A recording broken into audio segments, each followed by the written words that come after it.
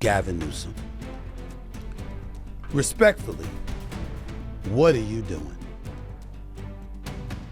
You're the governor of the state of California in the United States of America. Why are you over in Davos, Switzerland, talking to folks and speaking negatively about the president of the United States? I have no problem with Gavin Newsom being candid and open about his feelings about our president on United States soil. To go over to another country, Switzerland, to go over there and to be in the presence of other European leaders speaking against the president of the United States. I'm not down with that. Y'all might be, I'm not down with that at all. Say whatever you want here as a governor from the opposite side of the aisle of a state in the United States on American soil, fine. But I'm one of those people, when we go somewhere else, it's America first. You know, our problems, are our problems. But we ain't taking dirty laundry outside. You don't go on a world stage to disrespect your own house, which is the United States of America. I don't like that at all.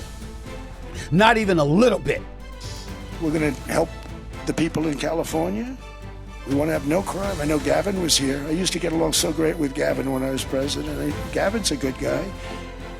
And we're going to, if he needed it, I would do it in a heartbeat. I'd love to see. We did help them a lot in Los Angeles, a lot with the early in my term when they had some problems. Flashback. No conditions you're going to push for aid. Well, in California, I have a condition. In California, we want them to have voter ID so the people have a voice, because right now the people don't have a voice because you don't know who's voting, and it's very corrupt. And we also want them to release the water. If they released the water, they wouldn't have had a problem. If they released the water when I told them to, because I told them to do it 7 years ago, if they would have done it, you wouldn't have had the problem that you had. You might not have even had a fire. I was with President Trump the last time he went to address one of these fires. It was September 14th, 2020. I watched him and Newsom sit there, and between them was a picture of a fire that burned the size of Connecticut. Yep. The political dynamics are really interesting because both individuals want to help the community, but in this case, Gavin Newsom decided to bring up climate change, as did some of his experts.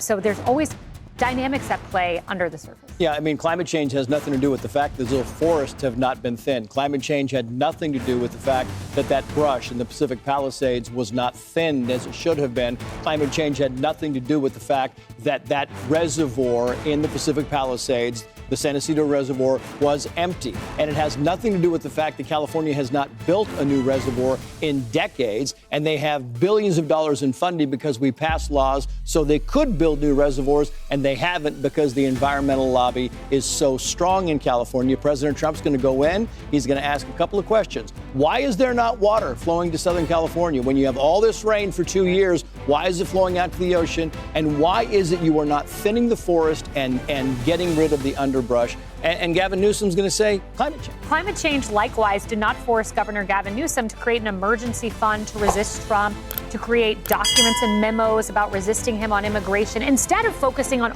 all of those questions that Trace just brought up.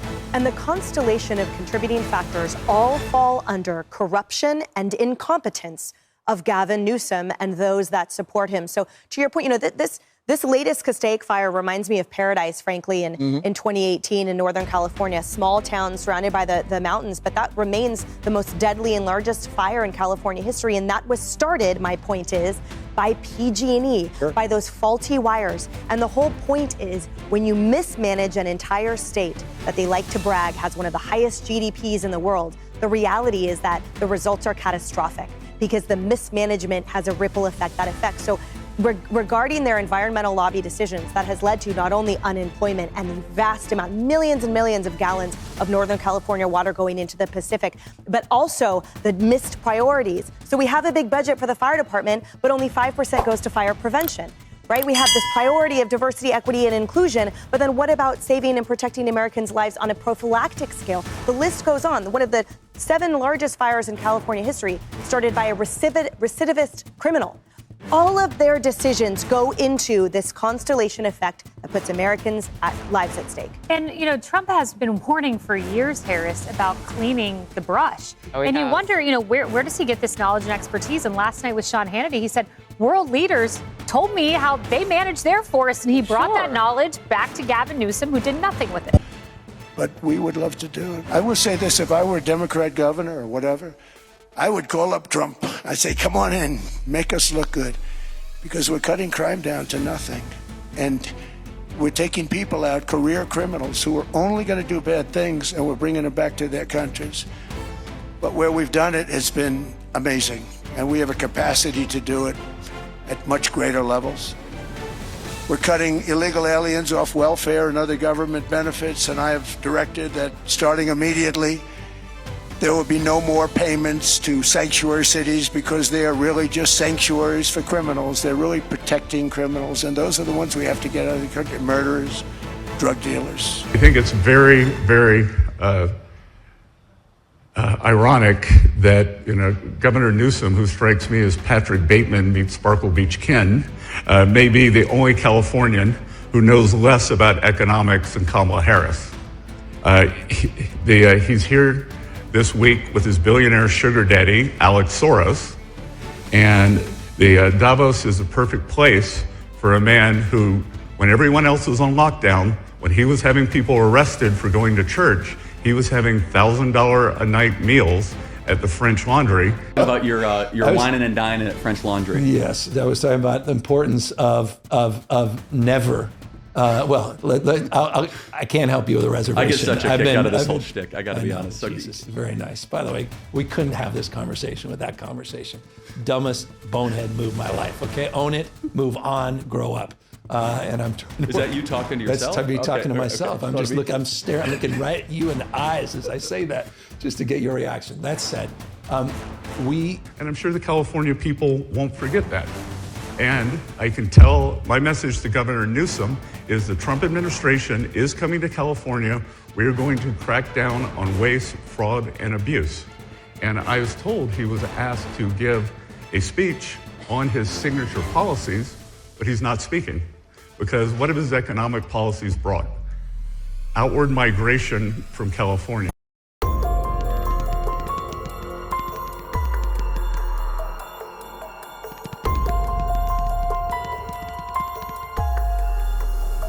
People who are here in the United States legally have never been eligible for the Obamacare subsidies, for Medicare, for Medicaid.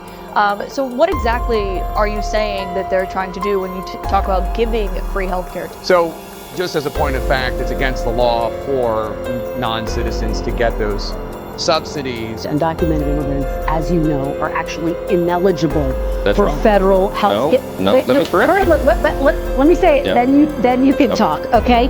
Right now, undocumented immigrants are not eligible for federal health care programs.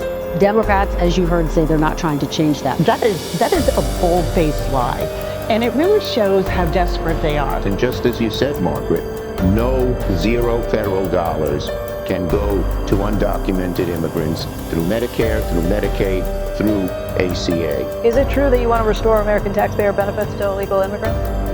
Of course not. And thank you for asking that question, because this is also an outright lie. If you are undocumented in our country, you cannot get health care from the Affordable Care Act exchange. You are not eligible for Medicare. You are not eligible for Medicaid for undocumented people. So they're just making that up. Start with this. Undocumented immigrants who come across the border, who've been flagged for deportation, they cannot get Medicaid. They cannot get Obamacare. They can't get on the Affordable Care Act. That is not legal. Democrats are not trying to change that.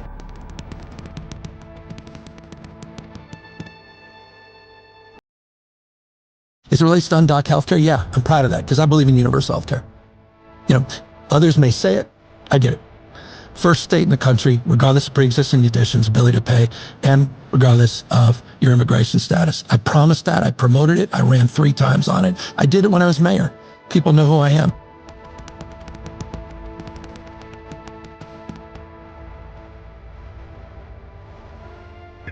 a gigantic budget deficit, the largest homeless population in America, and the poor folks in the Palisades who had their homes burned down. He is here hobnobbing with the global elite while his California citizens are still homeless. As a SoCal native and Eaton fire survivor, had not publicly shared what life has been like for him over the last year, until today. I've spent probably 8 months out of the year in my car, having difficulty finding showers, finding anything. The small business owner says he just signed a lease in Altadena the month before the fire, losing $80,000 in plumbing tools. It's been quite a struggle to get back on my feet. Gonzalez stepped out of the shadows where many survivors stand today, joining a coalition of organizations calling on Edison to pay up to $200,000 per displaced household in housing relief, stressing the utility can later be reimbursed through the California Wildfire Fund, which ratepayers contribute to. Edison's fire did not just destroy or contaminate thousands of homes. It also destroyed affordability overnight. Rents doubled and tripled across the region. This press conference is not about sympathy, it's about responsibility. It's about accountability. Edison International CEO Pedro Pizarro spoke with Eyewitness News, pointing out the California Wildfire Fund requires final payments or settlements before it distributes funds to a utility. What we're doing is instead setting up our claims program, having that fast pay option to move as quickly as possible to not just provide temporary compensation, but provide the entire package so individuals can move on with their lives more quickly. This coalition says Edison's offer requires signing a legal waiver. They're calling on the utility to issue housing relief without strings attached and say it shouldn't replace or duplicate long-term compensation, arguing other utilities have taken similar actions. We're simply asking Edison to advance the money now and be reimbursed later. For his part, Gonzalez is weighing his options, considering moving out of state. There's nothing here to help us, and it's really frustrating. What's the vibe like? Obviously, you've said you've had friends that have lost homes in the Palisades. What's the vibe like? Do they want to move back to the Palisades? Are they considering moving elsewhere? Do they? Yeah, so that's a great question. Look, this is hard to say. I strongly believe that 50% of the people who lived in the Palisades are not going to be moving back to the Palisades. Why? Yeah, and honestly, that number wasn't as big last week in my mind. But after the phone calls that I've been getting, people who are moving to Brentwood, Santa Monica, Bel Air, Beverly Hills, those are going to be the markets that are going to go up because people want to be as close to normalcy as possible. Yeah. And those are those towns right around the Palisades. Yeah. Those are going to go up, that market. That's where they're going to move. It's going to be too long. You got to realize Palisades is the all-American town, right? Yeah. The families are running around. It's like what you picture towns in movies that we used to watch. Yeah. These kids that are 5 years old right now that live in the Palisades and go to school, there's a chance that if things don't move fast, it could be 4 to 5 years before they're back there. These kids are now 10. They're going to different schools, right, different lives now, so it's tough because picture you living on a street. You're the first house finished, and every other house on the street is in construction. Yeah. Think about that.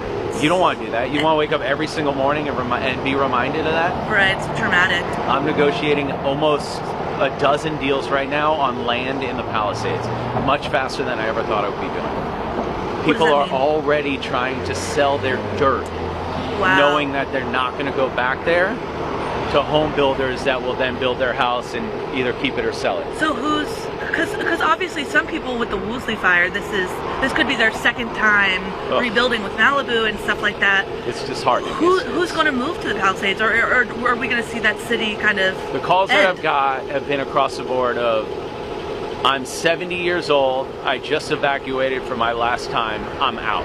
I'm never going back. Where are they going? Okay, that was the Palisades. So they're either going locally or because of, they're fed up with the regulations and government, they're out. California, and if they're not and they're out of LA, they're going down to Newport Beach. Oh, yeah, I'm getting a huge amount of calls from people who want to move down to Orange County. Really? Yeah. Majority of the people, unfortunately, because I've been on the phone with my insurance agent for hours every day. Yeah. Majority of the people were heavily uninsured. And that's an issue. And that's why they're not going to go back to the Palisades. Yeah. Because in order to recreate the house that they lived in, their dream house, yeah, they're not going to be able to afford it. And that's just the horrible thing. shame on him. He is too smug, too self-absorbed, and too economically illiterate to know anything. Thank you very much. Let me know if you need any further clarification. The situation in Minnesota reminds us that the West cannot mass import foreign cultures, which have failed to ever build a successful society of their own. Proud to be a freeloader. I get everything for free while you work 50 hours a week. Ha ha, boo boo. Somalians is taking your favorite Somalian freeloader. Hey, thank you for your tax dollar. I'm eating really good. Thank you for taking care of me. I love you, Americans. You've been such a hospitality. Not hostility. You show us hospitality. That's good. We appreciate you. Because of your tax dollar, I get to eat 5 times a day. Before, it was 80 cents. They used to send us back in Africa 80 cents. Now, I get this EBT card loaded each month with 400 to 500. The freeloader, your favorite freeloader. I'm enjoying myself. Enjoy this food. Taking vacation here. I'm in my free house provided for me by Enhan. So I'm enjoying myself. Please do not disturb me. You work all fucking day. You don't got shit. Thank you for working so hard so I can be home all day. Free. I can use my EBT. Go to work for me, white boy. White girl. Yeah. Go to work for me, you fucking white animals. Fucking work for me. Yeah, you fucking work for me. And the US government they work for me. All of you work for me. Now go to work. Pay them taxes. Take care of me and my people. Alright? This is my land. I control this place. This is my reality. You all gonna be enchained. I'm gonna lock all you guys up if you don't pay your taxes. I mean, we're taking people from Somalia, and Somalia is a failed, it's not a nation. Got no government, got no police, got no military, got no nothing. And then we have this fake congressperson who they just reported is worth $30 million. You believe this? Woman Ilhan Omar's net worth went up nearly $30 million. The question is how? Here's what we know. Omar's husband, a former political consultant, owns a venture capital firm based in Washington, D.C. and a winery in California. Take a look at these numbers. In 2023, Omar disclosed a maximum of $50,000 in assets at the winery. The next year, Dana, that number increased to $5 million. Meanwhile, her husband's company, Rose Lake Capital, reported a maximum of $1,000 in assets in 2023. The next year, it was $25 million. Despite that, Omar denied being a millionaire earlier this year, posting on X, quote, "I barely have thousands, let alone millions."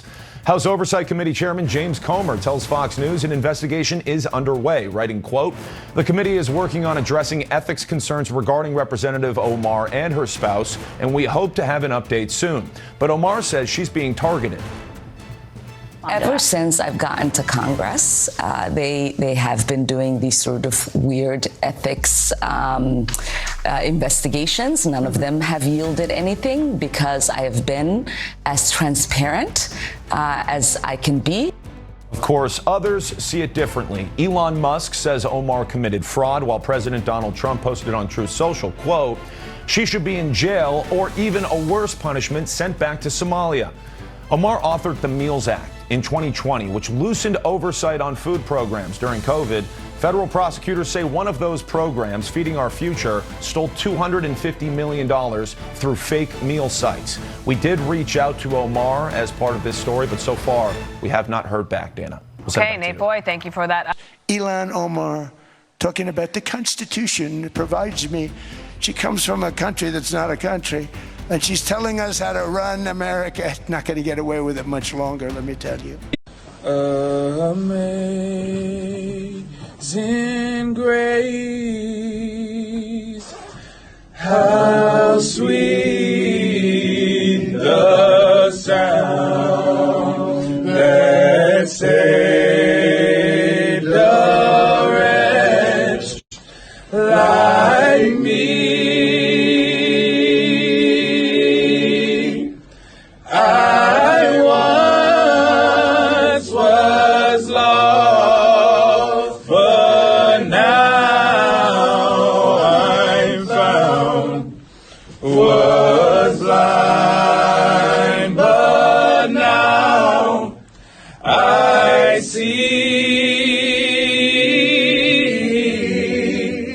is when Joe Biden got elected, he said he wanted to fast track 4 million undocumented residents to full citizenship. Black people completely ignored it. I spoke on it. I said, do you know why he want to fast track 4 million? Because he know he not going to do nothing for us. We ain't going to be motivated to vote for him November. So what he's going to do is have these migrants already set up with citizenship so they can replace the black vote that he loses. The migrants are being put in our communities on purpose, New York and Chicago on purpose, because they are what? The 2 blackest cities in America. They're the 2 largest cities in America. They're the 2 most politically conscious black communities in America. So if we can wash out the black with the brown in New York, if we can wash out the black with the brown in Chicago, Philly don't stand a chance. Atlanta don't stand a chance. LA, Houston, Dallas, Detroit, Chicago don't stand a chance. The migrants are here for 3 reasons. Replace us at the polls, replace us at the low-end industry jobs. Trump do not sleep. He don't play by no rules. You say, will your president be awake at 3 o'clock in the morning to answer the phone if it rings? Shit, yeah, our president is up. Our president is a vampire. That motherfucker sent 23 tweets at 12:30. What the fuck is you talking about? That motherfucker is on it. Trump don't give a fuck. That motherfucker is on it, whatever the fuck it is. Every time he wake up, he just sign another piece of paper. Wait till they see this when they wake the fuck up, since they want to talk. We used to just being able to watch the news a little bit and then walk off. Not with Trump. Niggas is watching the news like it's the playoffs. Trump don't give a fuck. Trump don't follow nobody's rules. The president is supposed to be at the White House. Our president is wherever the fuck he want to be. When it's time to go, you can choose how. You can wait for enforcement, or you can leave on your terms. The CBP Home app lets you self-deport with dignity, directly, and securely. Don't wait. Decide how it ends. Crying harder. Crying harder. Trump is your president. Crying harder. Crying harder. Trump is your president.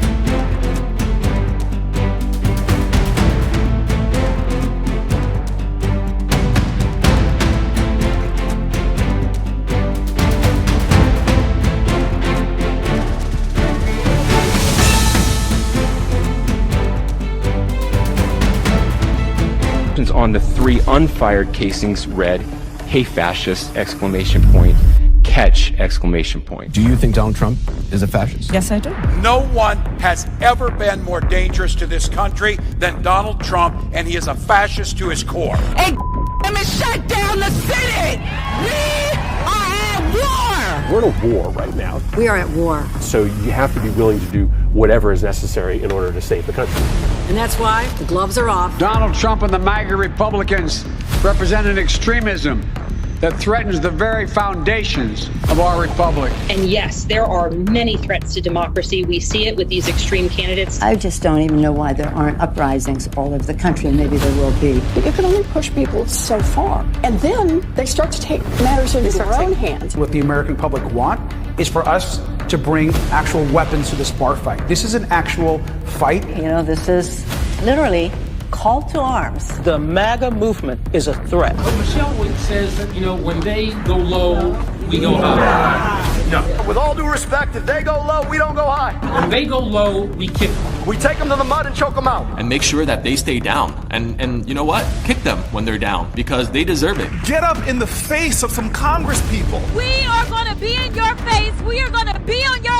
We have to fight this in the streets. We're going to fight it in the streets. It's time to step out of your comfort zone and step out into the streets. To our Republican colleagues, if you do not see the light, we will bring the fire. Resist! You and your little friend off of Twitter.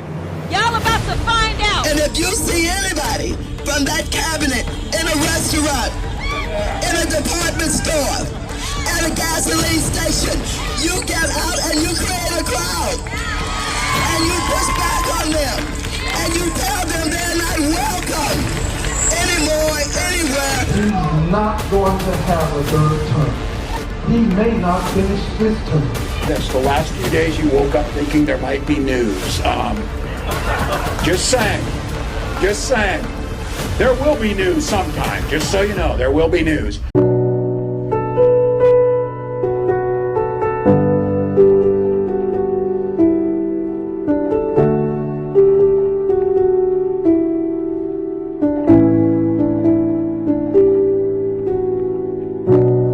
I want to be remembered for courage for my faith. That would be the most important thing. Most important thing is my faith in my life.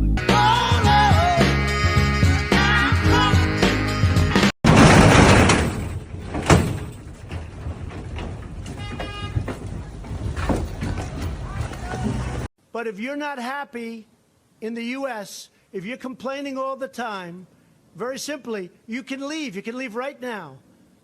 Come back if you want. Don't come back. It's okay too. But if you're not happy, you can leave.